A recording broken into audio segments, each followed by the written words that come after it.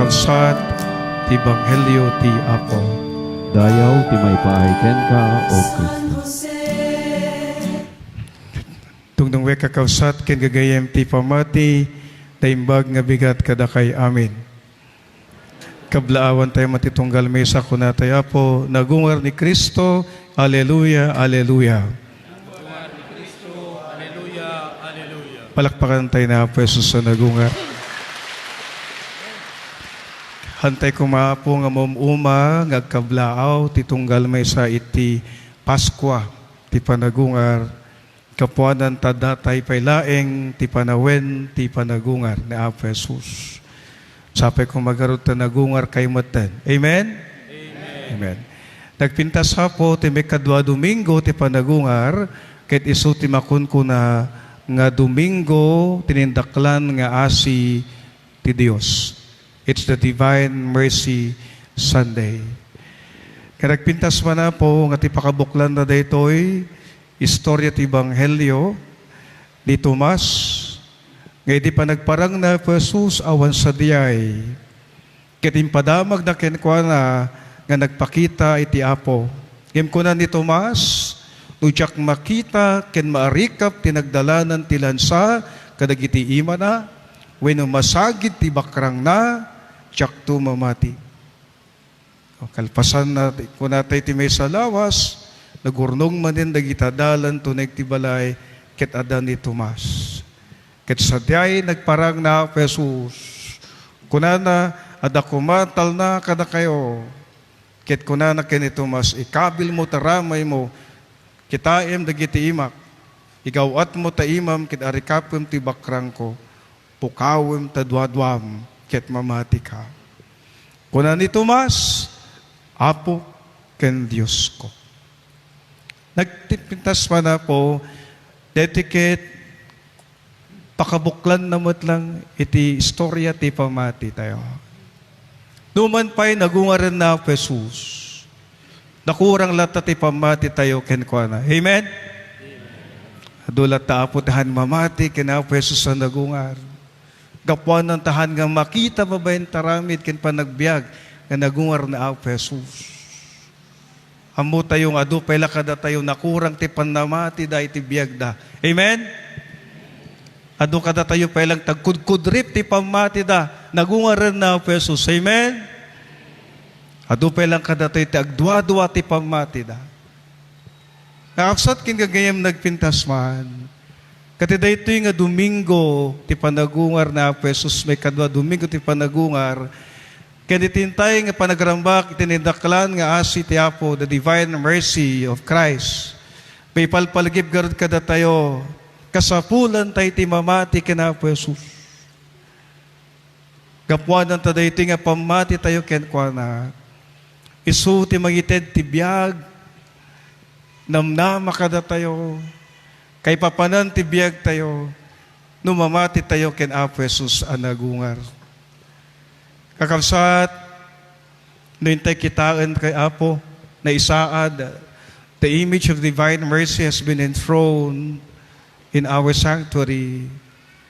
When you get closer, as it gantay Apo itimain ni iti divine mercy, makisarita kada tayo, makipalpalagip garod kada tayo, tintay pa nagtalek ken Apo Jesus. Numan pa'y nagiti dunggundaway ang nakurang ti panamati tayo. Numan pa'y nagiti gundaway ngagdwa-dwa tayo. Numan pa'y nagiti gundaway ang maupay tayo. Numan pa'y nagiti gundaway ngagkudkudrip iti pamati tayo kenkwana. Babayin ti panagungar na Jesus. Kaya iti kunatay Apo, the divine mercy of our Lord Jesus Christ has confirmed na patibker, na papigsamanan, ti pamati tayo. Itinamnama tayo kenkwana. Uray no maminsa na po, nakurang ti panamati tayo, ken panagtalek tayo kenkwana. Kakabsat, awisin kay man, kakitaan, no apay nga ti may kadwa Domingo ti panagungar, ket isu iti Domingo iti nindaklan nga asi ti Apo. Why is the second Sunday of Easter is the Divine Mercy Sunday? For the truth and for the very reason nga ti pinagpaiswanan na nga daytoy ket bigbigin tayo garod itinindaklan nga asi na Apo Jesus kada tayo. Apatyan tayo nga tulungan na tayo latay ti Dios. Ikakaasi na tayo latay ti Dios. Dahito iti simbolo na iti imahe, the image of the divine mercy. Agpuswak iti puso na Apo Jesus. Iti ayat na kada tayo. Ken asi na kada tayo. May palpalagip latay ti Dios kada tayo. Nga tanagikwa na tayo ti Diyos, ayaten, ipatpateg na tayo latay ti Diyos, kaano man. Dahito'y kit may sangakari, atong tungpalen na Apo Jesus kada tayo. Luman pa'y, we felt uncertainties, we felt insecurities in life. Luman pa'y, we have a lot of doubts in life. And sometimes, birbirukin tayo na Apo Jesus, tibiyag tayo. Kas ni Tomas. Yung sabi ko magarod, kasmit lang ni Tomas. Anamati ken Apo Jesus anagungar. Kasabi ko mamati tayo kan kanayon, anagungar na Apo Jesus kada tayon. Kakabsat, nagpintas man, nga tidayti nga Domingo, iyawis na kada tayo, kamingmingan tayo itimahe ti divine mercy, nga daytoy ket iyawis na kada tayo, agtalek tayo ti dakkel nga asi na Apo Jesus kada tayo, ken ti asi ti Dios kada tayo. Amen? Amen. Malabit adu dagiti naganak tata, nga naunig launit ti panagangis da, bayat ti panaginanada ti rabii. Kunada po, kasya na kami. Kapuanan, dahil ang world crisis, ang krisis ng mundo, ay krisis ng bawat pamilya. Amen? Amen. Pag nagkrisis po ang mundo, surely, sigurado po, lahat ng mag-asawa, may pag-aaway din yan. Amen? Mataas na po lahat ng bilihin. Ang LPG gas from 1,070, magkano na po ngayon? 1,700. Ang crudo dati 61, ngayon 148. Sa Tuesday siguro 160 na. Wag naman po sana. Amen? Kung hindi pa po kayo gising, gumising na po kayo sa katotohanan. Amen?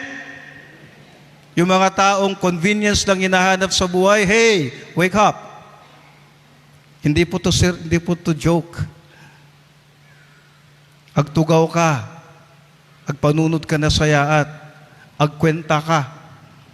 Taamangan tuno ko na tayo, among to, at the end of the day, awang gayam ti kwartamon. Amen? Lahat po tayo'y humaharap ng krisis ngayon. Kaya po, ang krisis ng mundo, krisis ng pamilya, krisis ng komunidad, krisis ng bawat Pilipino. Amen? Kung natin garoda po, daytoy ti karkararagan tayo. Ano yan, kapan nakiranrantana. Ngayon tayo manan nga sumakdo, ken dumawat, iti asin Apo Jesus. Hintay agkamang ken Apo Dios. Ikamang tayo, iti biyag tayo, ken kuana. Ito po ang mensahe ng Divine Mercy Sunday. Na lagi pong sinasabi po sa atin, italek mo, ken ikamang mo, iti biyag mo, iti asi ti Apo. Humingi ka lagi ng habag at awa ng Diyos. Always ask for God's mercy. Ako natin garkan ka na rin, Apo, kasya na kami. Apo, kasyam ti pamilya mi.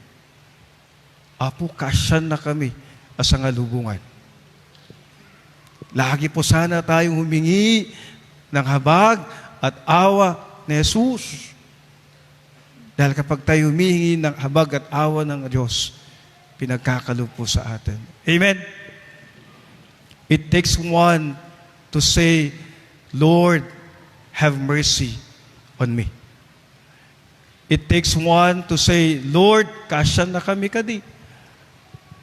Kamok nga doon nagitinagarnak tata, nga kung natin garod, haanda nga hindi po nila mapakpakada, nagararuyot mo tanti luwada. Gapuanan ko natin garod kat, daw-dawatin tayo kina po Diyos. Kaasyan na tayo. Tagdama nga kasasaad tibiyag tayo. Amen? May kadwa po, doon tayo nga daw-dawatin, ti kaasi ti Apo. Kasta kumamot, nga masurusuro tayo, aman na nga asi, itipada tayo at tao. If God is merciful to you, pagramdam mo ng Diyos, ay lagi kang minamahal, pinapatawad, may habag at awa ang Diyos sa iyo, gayon din sana tayo sa ating kapwa. When you feel that God is merciful and forgiving to you, then do likewise. Do the same. Be merciful also. Be forgiving. Manangaasi na po Diyos ken ka, manangaasi ka kumamot tipadam nga tao. Amen? Be merciful as God, as Christ is be merciful to you. And thirdly, kakabsat kin gagayem, may palpalagip garot kada tayo. Nga iti asi ti Apo, kit iturong na garot kada tayo, asapay kung magarot, tagnanay nga panagbiag tayo, pagilasinan mo't, kinaindaklan nga kaasi ti Apo kada tayo. Kakabsat, kung nanagarot ni Pope John Paul II, gapuanan ta, he was the Pope who canonized Saint Faustina Kowalska, the modern apostle, nga iso na ngay pangpangruna apo ti debosyon, iti divine mercy. Nga kunanakat the cross, even after the resurrection of the Son of God, he speaks and never ceases to speak of God the Father, who's absolutely faithful to His eternal love for men. And believing in the love means believing in His mercy. Ang ibig po sabihin, sinasabi po ni St. John Paul II po sa atin, na pagkatapos po ng muling pagkabuhay ng ating Panginoong Yesus, patuloy na buhay ang mensahe sa atin, ang kanyang pagmamahal at walang humpay na habag at awa sa ating lahat. Kaya kailangan po nating maniwala kay Jesus na muling nabuhay. Kailangan po nating maniwala kay Jesus ng kaniyang dakilang habag at awa sa atin. Awisin kayo na po, mingmingan, kitain niyo iti imahe ti divine mercy. Nunadlaw yo, nakangato ti ima na Jesus. We see Jesus raising His hand. They take it gesture of blessing. Kaya so when garot ipaay na po Diyos, lata ti bendisyon ka na tayo.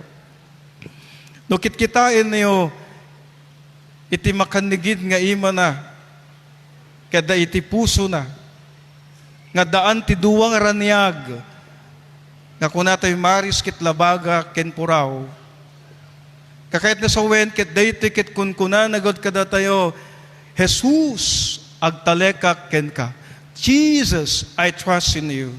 Yes, you found TOV. Nga dagiti ranyag, nga gapoy ti puso na Jesus, kit simbuluwen na launa iti duwa, tinalabaga, isu iti dara na Jesus, nga nangited ti biyag kada tayo kinkararwa tayo.